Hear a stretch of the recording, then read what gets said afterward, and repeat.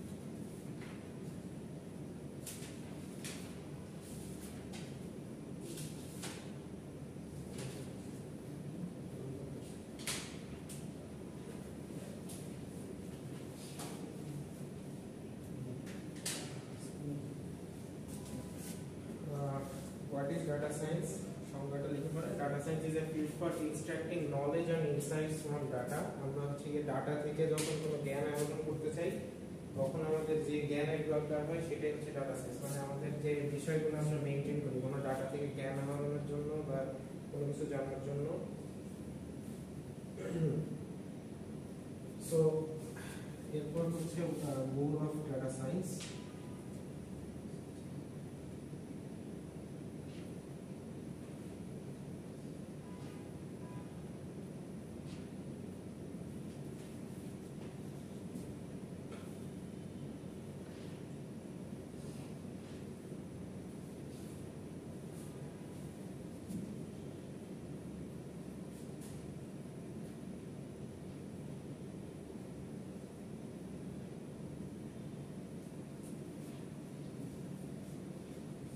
Data science is a field for extracting knowledge and insights from data. Goal of data science মানে data science এর objective কি কেন আমরা করছি এটার অবজেক্টিভ হচ্ছে turn data into usable information মানে হচ্ছে একটা ডাটা যখন আমরা কালেক্ট করি তখন একটা ডাটার ভিতর বিভিন্ন প্যারামিটার থাকে অনেক কিছু থাকে কিন্তু ওই জিনিসগুলো থেকে যেরকম ট্রাফিক আপনাদের এর আগে एग्जांपल দেখিয়েছিলাম যে ট্রাফিকের ডাটা ছিল ওয়েদারের ডাটা ছিল ওটা থেকে খেলা হবে কি হবে না আমরা বের করার চেষ্টা করছিলাম সো এই যে আমরা ট্রাফিক এবং ওয়েদারের সাথে খেলা হওয়ার যে একটা কানেকশন তৈরি করেছিলাম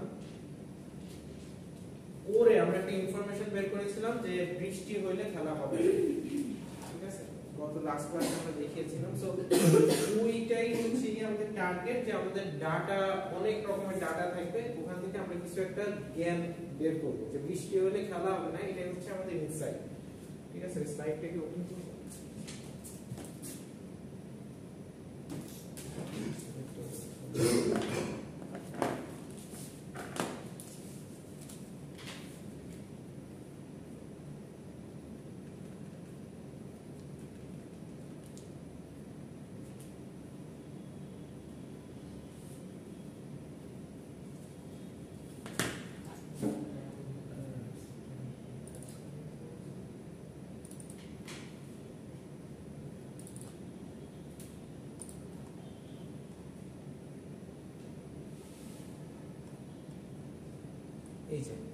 এখানে আমাদের কিছু ডেটা ছিল সো আমরা কি করেছিলাম এই ডাটা থেকে বের করেছিলাম আমাদের প্রিভিয়াসলি কিছু ডাটা দেওয়া ছিল এই ডাটা থেকে আমরা বের করেছিলাম যে খেলা হবে কি হবে না এই ডাটাগুলো দেখে।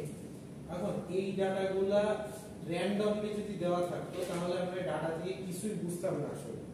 তো আমরা যেটা করেছি ডাটা সায়েন্স ইউজ করে ডাটাগুলো অ্যানালাইসিস করছি, করে দেখছি যে ট্রাফিক হেভি মিডিয়াম লাইট যাই থাক না কেন খেলা কিন্তু ইএস আছে। দেখেন মিডিয়ামের সাথে ইএস আছে, লাইটের সাথে ইএস আছে, হেভির সাথে ইএস আছে, মানে লাইট হোক মিডিয়াম হোক হেভি হোক ইট ডাজন্ট ম্যাটার, খেলা হচ্ছে।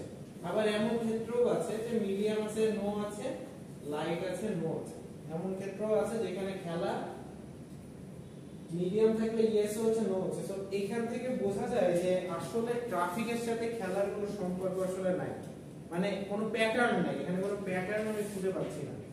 এই রোটা দেখলে একটা প্যাটার্ন আছে, সেটা হচ্ছে সানি বা ক্লাউডি থাকলে খেলা হচ্ছে, রেইনি থাকলে খেলা হচ্ছে না। ঠিক আছে, এই যে রেইনি থাকলে খেলা হচ্ছে না এইটা কিন্তু আমাদের একটা ইনসাইট, এটাই হচ্ছে আমাদের ইনসাইট এবং এটাই হচ্ছে আমাদের knowledge from this data set. So আমাদের টার্গেট হচ্ছে প্রতিটা ডাটা সেট থেকে কিছু একটা নলেজ বের করে আনা, একটা জ্ঞান আহরণ করা যে আসলে এখানে কি হচ্ছে। ঠিক আছে, সো এটাই হচ্ছে আমাদের ডাটা সায়েন্সের মূল একটা উদ্দেশ্য। তো এটা হচ্ছে purpose. So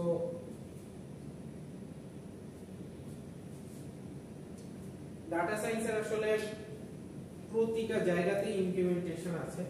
so implementation in data science, implementation of data science কোথায় কোথায় আছে বেসিক্যালি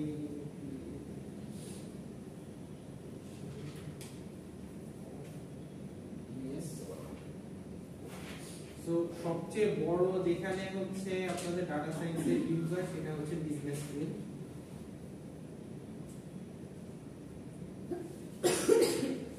তারপর হচ্ছে মেডিকেল ফিল্ড,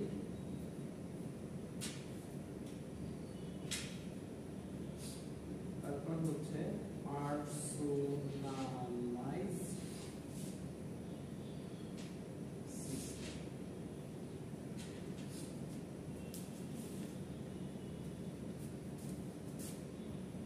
পরীক্ষা যদি আসে যে কোথায় কোথায় ডাটা সায়েন্সের ব্যবহার হয় আপনারা এটা একটু এক্সপ্লেইন করতে হবে যে ইমপ্লিমেন্টেশন অফ ডাটা সায়েন্স হচ্ছে ফার্স্ট হচ্ছে বিজনেস ফিল্ড। বিজনেস ফিল্ড কিভাবে, ওই যে আমরা ডাটা কালেক্ট করেছিলাম আপনাদের মনে আছে কিনা জানি না, ওইখানে হচ্ছে আমরা বেশ কিছু ইনসাইট পেয়েছি। এটা হচ্ছে এক সেমিস্টার আগের কথা। সো আমি স্ট্যাটসে হ্যাঁ রাইট, সো স্ট্যাটসে করেছিলাম, ওইখান থেকে আমরা কিছু ইনসাইট পেয়েছিলাম। আমরা দেখি এটা দেখি বের করতে পারি কিনা।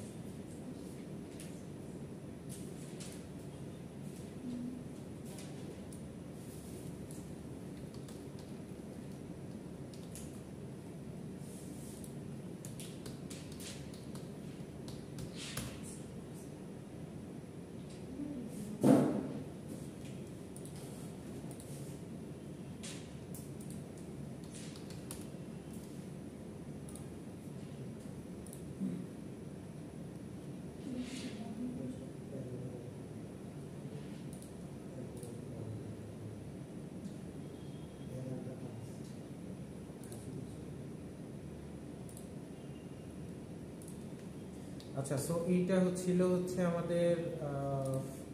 আমাদের হচ্ছে ডাটা সায়েন্স কোর্সের নলেজ। এখানে হচ্ছে 97 জন পার্টিসিপেট করছিল, এখনো পর্যন্ত 97 জন আছে। সো এর ভেতরে হচ্ছে 38% হচ্ছে 10 ব্যাচ। আপনাদের থেকে 24 জন পার্টিসিপেন্ট করছিল, 11 ব্যাচ থেকে 36 জন, 11 ব্যাচ থেকে বেশি করছে। সো এরকম, তো এখানে দেওয়া আছে। তো এইখান থেকে আমরা ডাটার অনেকগুলো ইনসাইট গ্যাদার করেছিলাম যে এখানে 29টা প্যারামিটার ছিল, 29টা প্যারামিটারের মধ্যে কিছু জিনিস কালেক্ট করেছিলাম। এর ভেতরে দেখেন আমরা বিজনেসের ক্ষেত্রে কিভাবে কাজে লাগে এই ডাটাগুলা, সেটা হচ্ছে দেখেন আমাদের ভার্সিটির ম্যাক্সিমাম রেসপন্ডেড জেন্ডার হচ্ছে গিয়ে মেল, মাত্র 19% বা 20%-এর কাছাকাছি ফিমেল, কিন্তু আমার ক্লাসে মেয়েই তো দেখতেছি বেশি, কিন্তু আপনারা পার্টিসিপেট করেন নাই। সো এটা আসলে নারী জাতি একটু আগে আসতে হবে, ঠিক আছে, এত পিছিয়ে থাকলে হবে না। এই যে মাত্র 19 জন, কতজন এখানে 19 জন শুধুমাত্র এটার অ্যান্সার করছে। আচ্ছা, এখানে অনেক কিছু আছে, year of birth, date of birth, এগুলো নিয়েও আছে। সো বিজনেসের ক্ষেত্রে যদি আসি, তো ওরা কিভাবে ডাটা অ্যানালাইসিস করে, ওরা হচ্ছে গিয়ে ধরেন যে আপনাদের এই ভার্সিটির নিচে একটা দোকান দিল, তো ওখানে আপনাদের কি ধরনের ফোনের দোকান দিবে, সাপোজ আপনারা একটা ফোনের দোকান দিবেন, তো তাহলে কি ধরনের ফোনের দোকান দিবেন, আইফোনের দোকান দিবেন, কোন ব্র্যান্ডের ফোনের দোকান দিবেন, আপনার অনেকগুলা ব্র্যান্ড আছে, Xiaomi আছে, Samsung আছে, Realme আছে, Oppo আছে, সো অনেকগুলা কোম্পানি আছে, আমি কোন ফোনের দিকে বেশি ফোকাস দিব, কোনটা আমার সেল বেশি হবে, তো ওইটা আমরা কিভাবে জানবো? সো ওইটা জানতে হচ্ছে এই যে আমরা ডেটা কালেক্ট করেছিলাম, এই ডাটা অ্যানালাইসিস করে। দেখেন এইখানে হচ্ছে আপনাদের operating system of your phone, এইটার রেসপন্সে 90% স্টুডেন্ট, 97 এর মধ্যে 90% স্টুডেন্ট ইউজ করে হচ্ছে অ্যান্ড্রয়েড ফোন, আর বাকিরা ইউজ করে হচ্ছে আইফোন। ওকে, সো বলেন তো কোন মোবাইল কোম্পানি আপনাদের মধ্যে সবচেয়ে popular? Which company of mobile? না, মোবাইল কোম্পানি ব্র্যান্ড স্যামসাং। আচ্ছা, ওকে, স্যামসাং। আর কোনো ইয়ে? ওকে, সো লেটস সি। সো আপনাদের মধ্যে 24.7% হচ্ছে Xiaomi, 18% হচ্ছে Samsung. So top selling phone, মানে আপনারা যদি চিন্তা করেন আপনাদের ভার্সিটির নিচে দোকান দিবেন, তাহলে এখানে টপ সেলিং ফোন হিসেবে আপনারা নিতে পারবেন হচ্ছে Xiaomi আর স্যামসাং, এই দুটো ফোনের। সো আমরা কিভাবে বিজনেস ফিল্ড অ্যানালাইসিস করতেছি বোঝা যাচ্ছে? সো আমরা বিজনেস ফিল্ডে এইভাবেই বেসিক্যালি যখন কোনো পিচ দেওয়া হয়, বিজনেস পিচ, যে আমরা হচ্ছে একটা প্রোডাক্ট মার্কেটে ছাড়বো, কোনটা ছাড়লে ভালো হয়, সো এইভাবে ওরা কিন্তু প্রথমে ডাটা কালেক্ট করে ইয়ে করে। সো এখানে হচ্ছে প্রাইমারি সিম কোম্পানি কোনটা বলতে পারবেন আপনাদের, মানে ফার্স্ট সিম হিসেবে কোন সিমটা বেশি ইউজ করে? সো এটা, হ্যাঁ, এটা আসলে অবভিয়াস। সো আপনারা গ্রামীণ ফোন 41 জন বা 42% ইউজার হচ্ছে গ্রামীণ ফোন। সেকেন্ডে আছে হচ্ছে রবি, ঠিক আছে, টেলিটকের সংখ্যা খুবই কম। সো এইখানে আমরা কিন্তু এই ডাটাগুলা পেয়ে গেলাম। তো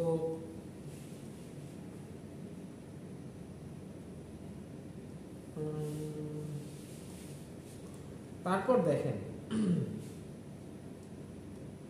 যদি আমরা চিন্তা করি ধরেন এই ইউনিভার্সিটির প্রমোশনের জন্য কোন কোন জায়গায় আসলে প্রমোশনটা ভালো হয় না বা কম হয়েছে, এটা আমরা কিভাবে বুঝবো? এখানে হচ্ছে দেখেন, আমরা নেম অফ এসএসসি বোর্ড নামে একটা পোর্শন ছিল, এখানে দেখা যাচ্ছে যে 52% ঢাকা বোর্ড থেকে আসছে। তার মানে বোঝাই যায় যে ম্যাক্সিমাম স্টুডেন্ট আসলে ঢাকা বোর্ডের যারা আছে তারা আসলে ইউনিভার্সিটি সম্পর্কে আইডিয়া রাখছে, এই জন্য এখানে ভর্তি হয়েছে। আর সবচেয়ে কম দেখা যাচ্ছে হচ্ছে কি ময়মনসিংহ, মানে ওই এরিয়াতে আসলে। হ্যাঁ, ময়মনসিংহ থেকে আপনি এটা ফিল আপ করতে পারবেন। সো ময়মনসিংহ থেকে তাহলে বোঝা যাচ্ছে যে ময়মনসিংহের লোকজন আসলে এই ব্যাপারে খুব বেশি একটা জানে না, জানলে আরো কয়েকটা স্টুডেন্ট হয়তো আসবে, ঠিক আছে। তো এই এরিয়াটা আসলে এই ভার্সিটির ব্যাপারে একটু অজানা। তারপরে আরো কম আছে, এখানে বরিশাল আছে খুবই কম, আমার মনে হয় বরিশাল আরো বেশি হওয়ার কথা, কারণ বরিশালে প্রচুর স্টুডেন্ট আছে। আচ্ছা, সো বরিশাল, রাজশাহী, কুমিল্লাতে দেখা যাচ্ছে যে ইয়ে ভালো। সো আমরা যদি টার্গেট করতে চাই যে কোন জায়গায় গিয়ে আমাদের, যদি আমরা ব্র্যান্ডিং করতে চাই, কোন জায়গায় গিয়ে ব্র্যান্ডিং করলে আসলে বেটার হবে, সেটা হচ্ছে যে ময়মনসিংহ, বরিশাল, এই এলাকাগুলোর স্টুডেন্টরা ভালো মতো জানে না। ওকে, তো এগুলো হচ্ছে গ্রেড অফ এসএসসি, এইচএসসি, এগুলো হচ্ছে লেখা আছে।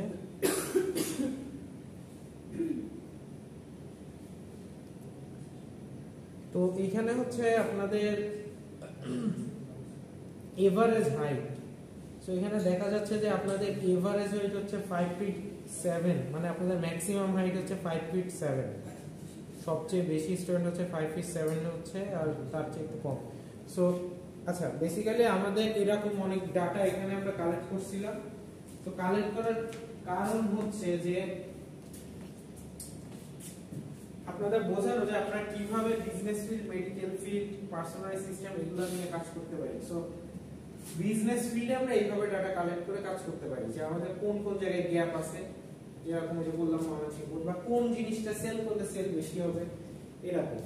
আর হচ্ছে মেডিকেল ফিল্ডে কিভাবে, মেডিকেল ফিল্ডে হচ্ছে ডাটা কালেকশন করে, মনে করেন যে দেশে কত পার্সেন্ট লোক আসলে হার্ট ডিজিজে ভোগে, এই সেম ভাবে যদি আমরা ডাটাটা কালেক্ট করি আপনাদের শারীরিক যে অসুস্থতা আছে এইগুলা নিয়ে যদি আমরা ডাটা কালেক্ট করি, তখন সেটা হচ্ছে মেডিকেল ফিল্ডের ক্ষেত্রে ডাটা কালেকশন হবে, এবং ওইখান থেকে আমরা অনেকগুলো নলেজ পাবো যে আপনাদের কতজনের অসুখ, এই টাইপের অসুখ আছে, কতজনের কি আছে, সেই অনুযায়ী আমরা ধরে আপনাদের একটা ওষুধ, কোন ওষুধটা আসলে ফার্মেসিতে গেলে ভালো চলবে, বা কোন ডাক্তার আসলে এখানে যদি একটা চেম্বার দেওয়া যায় বসলে ভালো হবে, বা একটা হসপিটালের দরকার আছে কিনা, এটা অনেক টাইপের কাজ আছে মেডিকেল ফিল্ডে। আর নেক্সট যে জিনিসটা নিয়ে আপনাদের বর্তমান সময়ে কাজ হচ্ছে সেটা হচ্ছে পার্সোনালাইজ সিস্টেম। বর্তমান সময়ে যতগুলা সিস্টেম আছে ম্যাক্সিমাম পার্সোনালাইজ সিস্টেম বা সফটওয়্যার। সো পার্সোনালাইজ সফটওয়্যার মানে কি? সফটওয়্যার মানে হচ্ছে আপনারা যে জিনিসটা বেশি ইউজ করেন, আপনার সফটওয়্যারটাকে, এখনকার যে স্মার্ট সফটওয়্যারগুলো আছে ওগুলো হচ্ছে ওই জিনিসগুলো বেশি সাজেস্ট করে আপনাদের। সাপোজ ইউটিউব বলেন, ফেসবুক বলেন, ইনস্টাগ্রাম বলেন, যেগুলো আপনারা ব্যবহার করেন সব জায়গায় হচ্ছে আপনারা যেই ধরনের রিলস বা ভিডিওস বা যেই ধরনের ইয়েটা আপনারা বেশি দেখেন, যে ধরনের জিনিসগুলো আপনারা বেশি পোস্ট করেন, বেশি দেখেন, বেশি লাইক দেন, ওইগুলো কিন্তু আপনাদের বারবার শো করে, আপনারা দেখবেন সাজেশন আসে। ইউটিউব সবচেয়ে ভালো উদাহরণ। ইউটিউবে হচ্ছে আপনারা যখন কোনো একটা জিনিস বেশি বেশি দেখেন, আপনার সাজেশনে হচ্ছে ওই ক্যাটাগরির জিনিসগুলা শো করে। এটাকে বলা হয় হচ্ছে পার্সোনালাইজ সিস্টেম। পার্সোনালাইজ সিস্টেম মানে হচ্ছে প্রতিটা ইউজারের চয়েসের উপর বেস করে ওই সফটওয়্যারটা ওইভাবে আপনাকে সাজেস্ট করবে। সো বর্তমান সময়ে হচ্ছে এটা সবচেয়ে রেভলিউশনারি সিস্টেম হিসেবে কাজ করছে, যেটা হচ্ছে কি আপনাদের যে কোনো জায়গায় যান, আপনি ইউটিউবে থেকে শুরু করে social media plus marketing place, যেরকম দারাজে যদি আপনি কখনো কোনো এক ধরনের প্রোডাক্ট অর্ডার দেন, ও কিন্তু আপনার সাজেশনে ওই ধরনের প্রোডাক্টই বারবার শো করবে, ঠিক আছে? সো এইগুলো হচ্ছে কি আপনাদের ইমপ্লিমেন্টেশন অফ ডেটা সায়েন্স। এটা আসলে হিউজ একটা ইমপ্লিমেন্টেশন আছে, সব এমন কোনো জায়গা নেই যেখানে আসলে ডাটা সায়েন্সে এই বর্তমান যুগে ইমপ্লিমেন্টেশন নেই, সব জায়গায় আছে। সো আচ্ছা,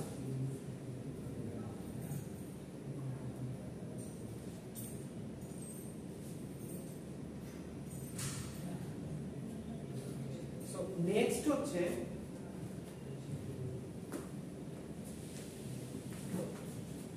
আচ্ছা, এগুলো দেখছেন?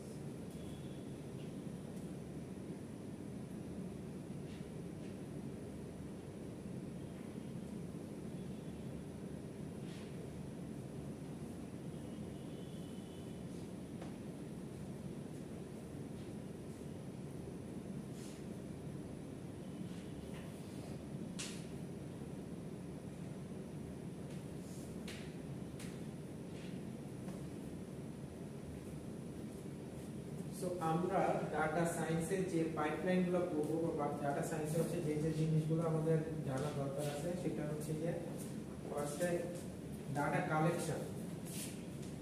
আমাদের হচ্ছে ডাটা কালেক্ট করতে হবে।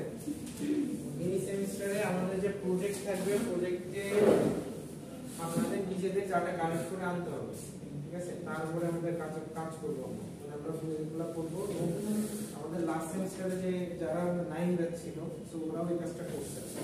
সো ডাটা কালেকশন করতে হবে, তারপর ডাটা প্রিপারেশন মানে হচ্ছে আমাদের ডাটা কালেক্ট করে ডাটাগুলো সুন্দরভাবে সাজায় রাখা। ডাটা তো আমি কালেক্ট করলাম, বিভিন্ন জনের কাছ থেকে বিভিন্ন ডাটা কালেক্ট করলাম, করে সুন্দরভাবে সাজায় রাখাই হচ্ছে ডাটা প্রিপারেশন। তারপর হচ্ছে ডাটা ক্লিনিং। প্রিপারেশন আর প্রি প্রসেসিং কি একই জিনিস? হ্যাঁ,